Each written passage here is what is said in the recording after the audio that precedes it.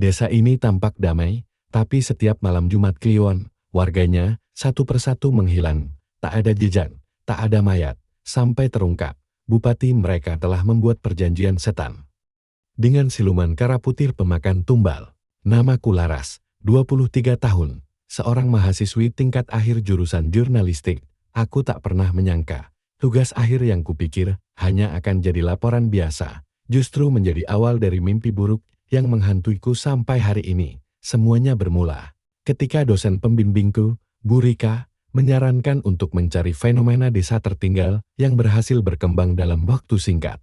Sebuah contoh sukses pembangunan. Setelah menelusuri beberapa referensi, aku menemukan satu nama, Desa Karangjati, letaknya terpencil di lereng hutan Gunung Kendir, tak pernah masuk berita. Tapi konon, dalam 5 tahun terakhir, desa ini berubah drastis. Sebelumnya dikenal sebagai desa miskin, bahkan tak punya akses listrik memadai. Tapi kini, desa itu disebut memiliki jalan beton mulus, gedung serbaguna modern, bahkan sekolah berbasis digital. Menurut info dari forum daring yang kuikuti, semua perubahan itu terjadi sejak Pak Darmo menjabat sebagai bupati. Perjalanan menuju Karangjati tidak mudah. Jalanannya berliku, sepi, dan sunyi. Aku menumpang truk pengangkut sembako yang kebetulan lewat, dan sopirnya pun sempat berpesan sambil melirik lewat kaca spion. Hati-hati, Mbak, orang luar kayak Mbak itu jarang balik kalau udah masuk Karangjati. Aku hanya tersenyum gugup. Barangkali hanya mitos kampung, pikirku. Saat tiba di Karangjati, pemandangan di hadapanku benar-benar di luar dugaan. Jalan desa rapi, bersih, rumah-rumah permanen dengan cat mencolok berjejer di kanan kiri. Di tengah alun-alun, ada patung monyet berwarna emas berdiri dengan tangan mengangkat tongkat. Aneh, tapi tak ingin cepat berasumsi, aku menyimpan pertanyaan itu dalam hati. Aku disambut oleh Bu Retno, kepala dusun yang sebelumnya membalas emailku.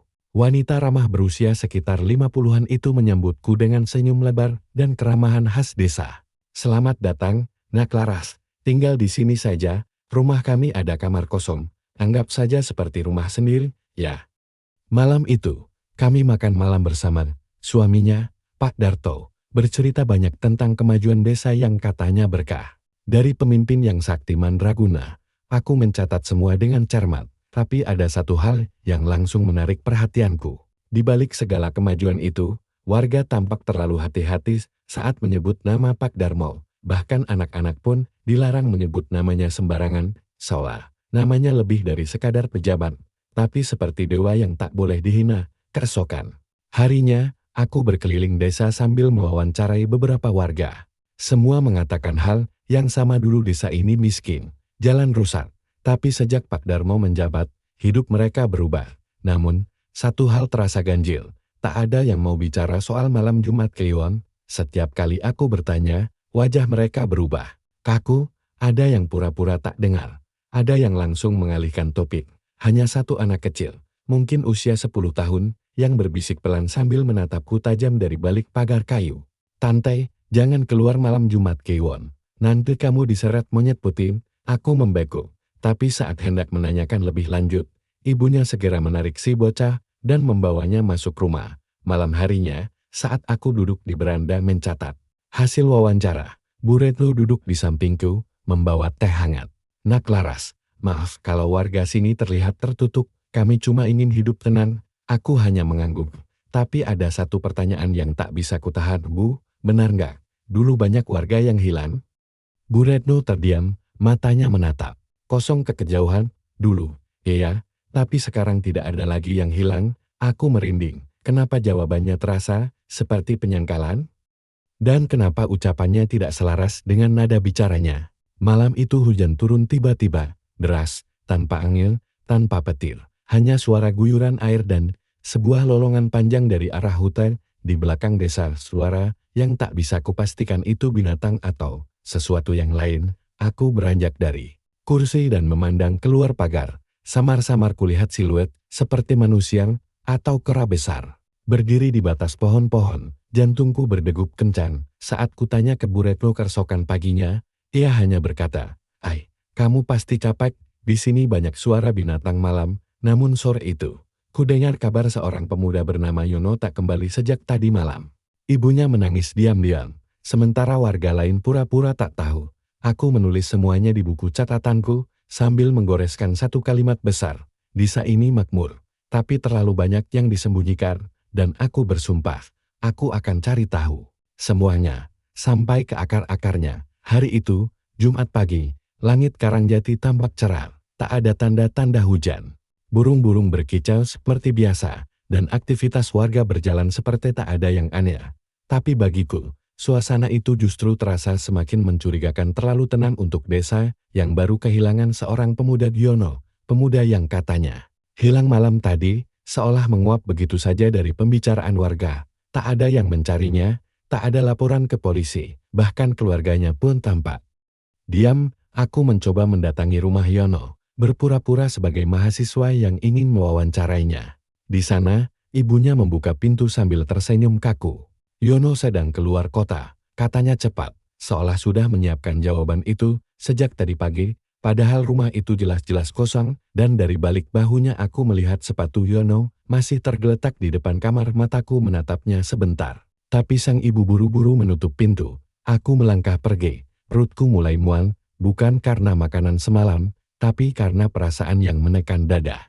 Seperti ada sesuatu yang tak terlihat sedang mengawasi setiap gerakku. Siangnya, aku duduk di warung kecil dekat balai desa, memesan es teh sambil membuka laptop. Semua data masih aman, tapi jaringanku buruk. Aku mencoba menulis draft artikel dengan judul "Misteri Hilangnya Warga di Balik Kemajuan Desa Karangjati".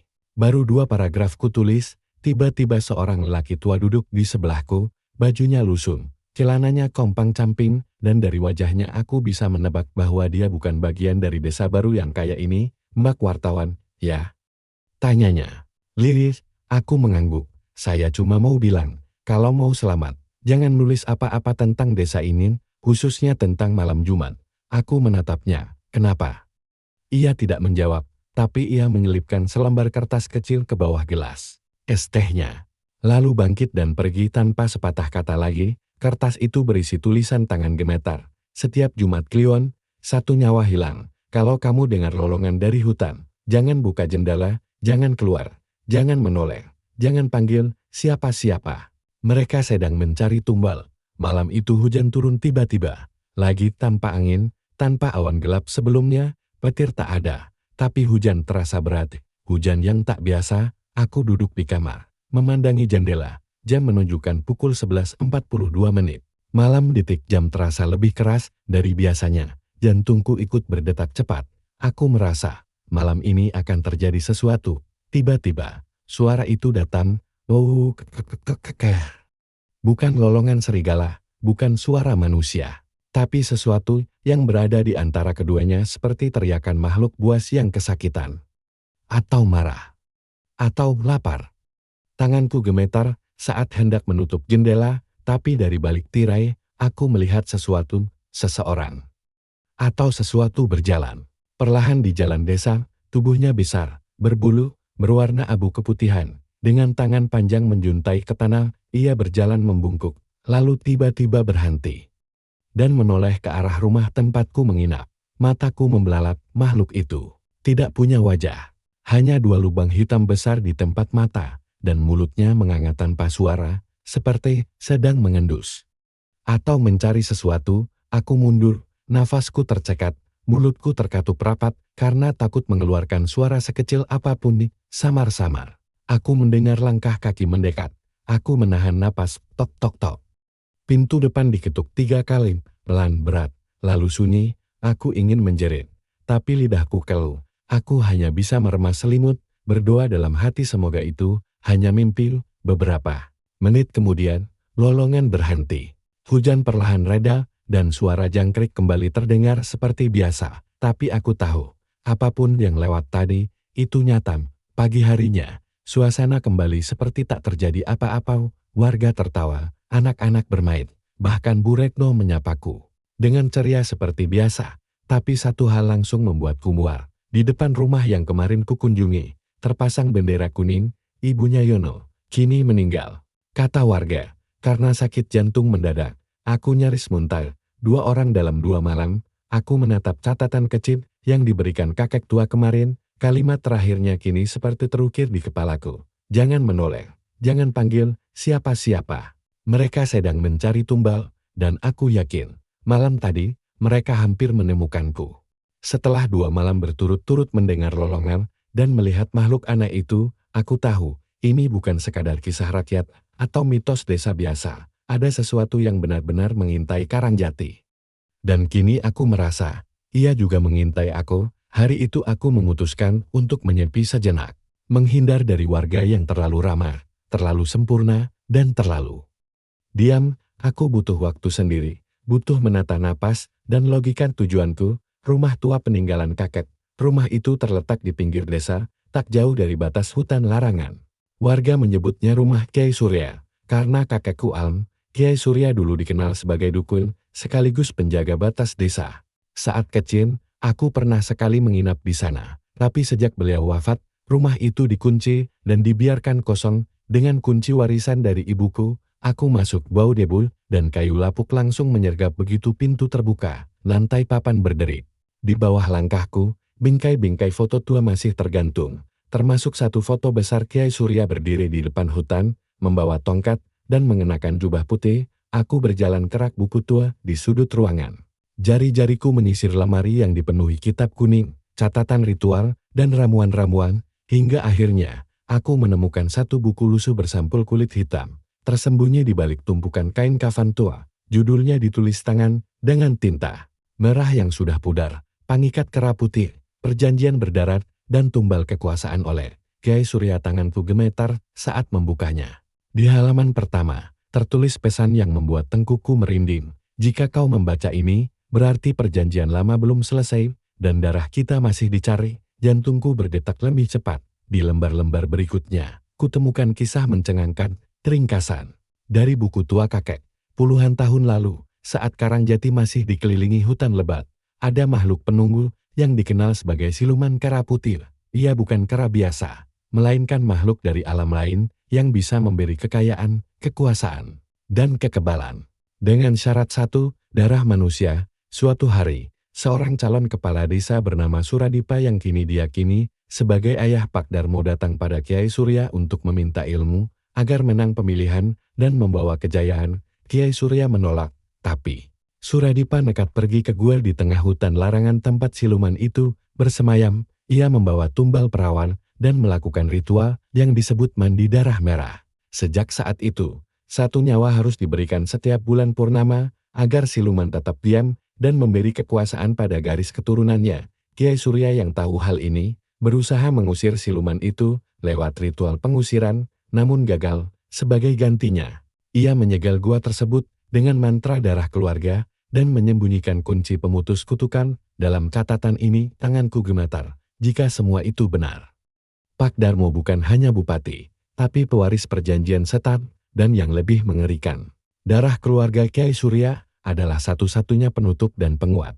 Jika darah itu diberikan, pesugihan akan mengikat selama 100 tahun. Aku terdiam. Darah keluarga Kiai Surya berarti darahku. Aku mundur, tubuhku lemas, semua kilas balik.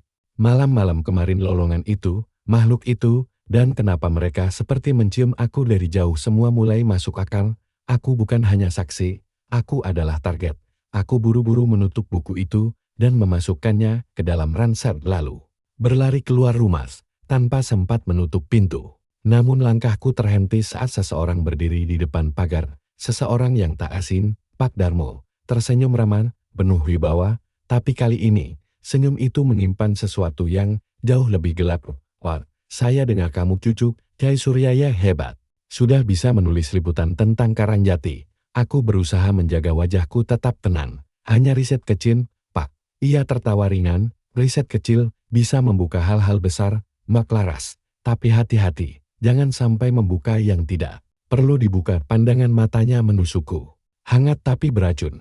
Lalu ia pergi, meninggalkan aroma dupa yang entah kenapa membuat perutku mual. Dan saat aku menoleh kembali ke rumah kakekku, di dinding dekat pintu, seseorang telah menuliskan sesuatu dengan darah. Darahmu akan menguatkan. Kau dipilih. Sejak pertemuan itu, aku tahu. Pak Darmo tahu aku tahu, tapi anehnya, ia tak langsung melenyapkanku. Ia bahkan seolah memberi waktu. Mungkin karena aku memang dibutuhkan, bukan untuk dibungkam. Tapi untuk dikorbankan di waktu yang tepat, sore itu aku memberanikan diri menyusuri hutan di belakang rumah kakek Surya, mengandalkan petunjuk samar. Dari catatan beliau, hutan itu disebut warga sebagai hutan larangan. Tak ada yang berani masuk setelah senja. Tapi justru di sanalah sumber segala rahasia berada. Langkahku berat. Suasana hutan begitu sunyi. Hanya terdengar derik serangga dan desau angin yang terasa seperti bisikan. Kakiku terus melangkah hingga melewati pohon beringin tua dengan kain merah melilit batangnya. Di baliknya, ada jalan setapak tersembunyi. Tertutup semak, seolah memang disengaja, agar tak ada yang menemukannya. Aku mengusap keringat dan menunduk rendah. Naluri jurnalisku masih bekerja, tapi kali ini bercampur dengan dorongan dari dalam diriku yang tak bisa dijelaskan. Seolah aku memang ditarik kembali ke tempat ini. Setelah berjalan hampir 1 jam, aku sampai di sebuah celah batu yang menganga seperti mulut raksasa. Di atasnya tumbuh lumut lebat dan akar menjuntai. Inilah yang dimaksud kakek dalam buku catatannya. Gua hitam, tempat persembunyian siluman kera putih. Di depan gua, berdiri patung kera putih bermata merah, seperti penjaga alam kematian. Patung itu setinggi 2 meter, berdiri dengan kaki menginjak tumpukan kepala manusia, mulutnya menyeringai, memperlihatkan taring yang panjang dan menakutkan, matanya seolah hidup.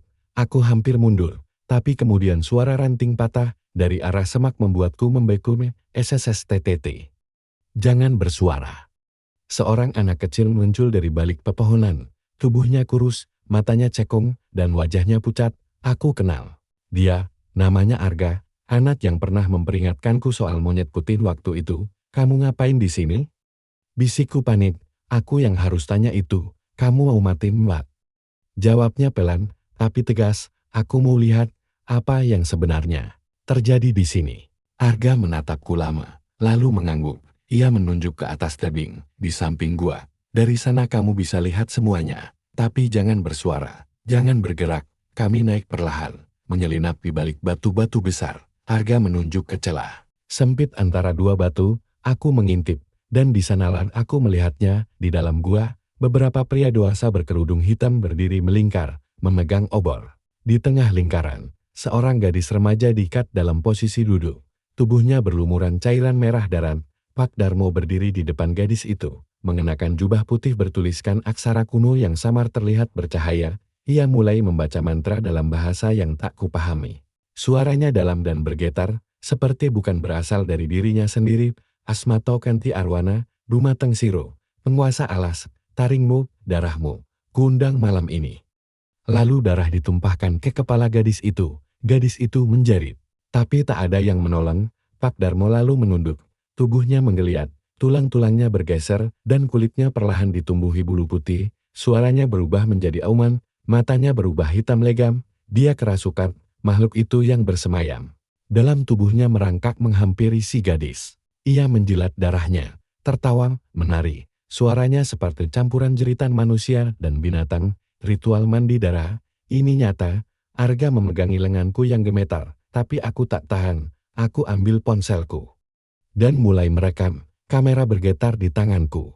Namun aku tahu, ini bukti bahwa semua orang harus lihat. Lalu tiba-tiba, mataku bertemu dengan mata siluman itu. Meski jauh, dia melihat langsung ke arah tempatku bersembunyi. Matanya menyala merah, dan pada saat itu, semua obor dalam gua padam. Gua gelap total. Arga menarikku cepat. Mereka tahu kamu di sini. Larikin BAK. Kami berlari menuruni tebing. Nafasku tak beraturan, lututku gemetar, tapi suara jeritan dari gua terdengar makin keras. Seperti makhluk buas mengejar mangsanya, aku dan Arga terpisah di tengah pelarian. Aku tak sempat menoleh. Yang kupikirkan hanya satu, selamatkan rekaman ini. Tapi saat aku tiba kembali di rumah kakek, pintu sudah terbuka, dan semua barang-barang di dalamnya berserakan. Di dinding ruang tengah, tertulis dengan darah, kamu sudah melihatnya, kamu tak bisa pergi. Dan di lantai, ada rambut panjang berceceran, dan kuku monyet yang menancap di ubin.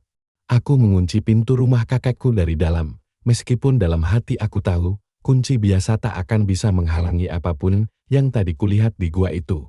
Tanganku masih gemetar, napasku tak beraturan, tapi dengan sisa tenaga yang kupunya, aku membuka ponsel dan memutar ulang rekaman tadi. Suara-suara ritual itu masih terdengar, meski tak utuh.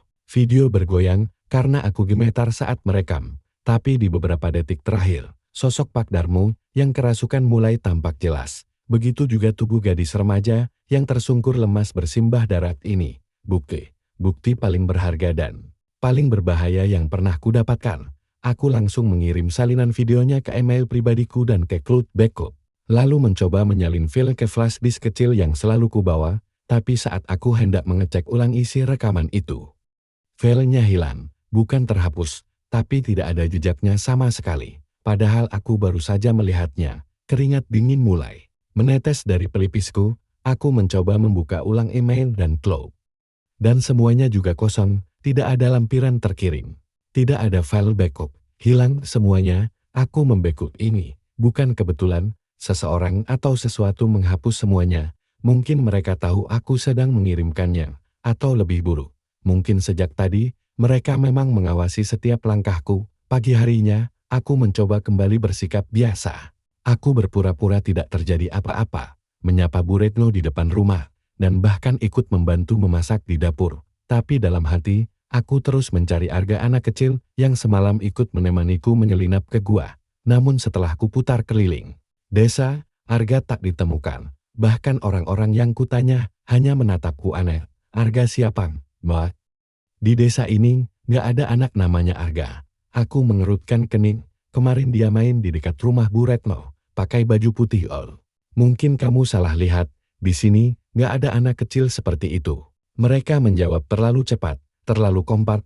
Aku tak percaya. Aku pernah memeluk tubuh kurusnya saat bersembunyi di balik batu. Arga itu nyata, tapi sekarang, seolah ia tidak pernah ada. Waktu kembali ke rumah, aku menemukan keanehan lain. Buku hitam milik kakek yang berisi semua catatan tentang pesugihan siluman kera juga hilang.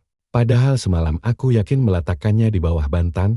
Tak hanya itu, laptopku tak bisa menyala. Layarnya hanya berkedip gelap, dan saat ku buka flash disk cadangan, kosong, semua bukti, semua tulisan, semua hilang. Aku merasa seperti terjebak di dalam lingkaran tak terlihat. Apapun yang berkaitan dengan mereka tak bisa keluar dari desa ini. Bahkan teknologi pun tak bisa menyentuh kebenaran. Malamnya, aku duduk di beranda, menatap langit yang mendung tanpa bintang. Angin malam mengusap pelan wajahku, membawa bau hutan yang lembab dan amis. Dari kejauhan, terdengar suara kentongan. Dipukul 3 kali tanda malam sudah larut. Tak lama kemudian, aku melihat beberapa pria berpakaian serba putih berjalan menuju balai desa. Mereka membawa obor. Di antara mereka, Pak Darmo tampak memimpin barisan. Mereka tidak sadar aku mengintip dari balik tirai. Samar-samar, aku mendengar percakapan mereka. Tumbal berikutnya harus dipercepat. Dia sudah melihat semuanya. Gadis itu, darahnya istimewa. Kita tak boleh kehilangan dia. Besok malam, Jumat Kliwon, gua akan dibuka lagi. Aku menutup mulut dengan tangan. Mereka bicara tentang aku buru-buru mundur ke kamar. Ku peluk tas ranselku erat-erat. Satu-satunya yang masih tersisa hanyalah kenangan di kepalaku dan sisa-sisa tulisan tangan di notes kertas. Semua teknologi gagal, semua bukti hilang. Tapi aku masih hidup, dan selama aku hidup, aku bisa membuka suara. Pagi keesokan harinya, aku putuskan satu hal. Aku harus keluar dari desa ini. Hari ini juga. Tapi sebelum pergi, aku ingin pamit pada Bu Retno, meski aneh dan terkesan menyembunyikan sesuatu. Beliau sudah baik menampungku beberapa hari ini. Aku masuk ke rumahnya, rumah itu sepi. Tak ada jawaban saat aku memanggil Bu Retno. Saya pamit dulu ya. Aku melangkah ke dapur. Tidak ada siapa-siapa. Tapi saat aku lewat ruang tamu, aku tertegun. Di dinding rumah Bu Retno tergantung foto besar keluarga mereka. Ada Bu Retno, Pak Darto, dan Arga. Tubuhku gemetar. Itu Arga anak yang menolongku, tapi yang membuatku terpaku. Di bawah foto itu tertulis, Arga Darto tahun 2012-2020. Mataku membelalak. Arga sudah meninggal. 5 tahun lalu, aku masih berdiri terpaku di ruang tamu rumah Bu Retno, memandangi foto Arga yang jelas-jelas sudah meninggal 5 tahun lalu. Tapi aku mengingat dengan sangat jelas aku memegang tangannya, melihat matanya, mendengar suaranya saat ia berkata, "Lari Mbak."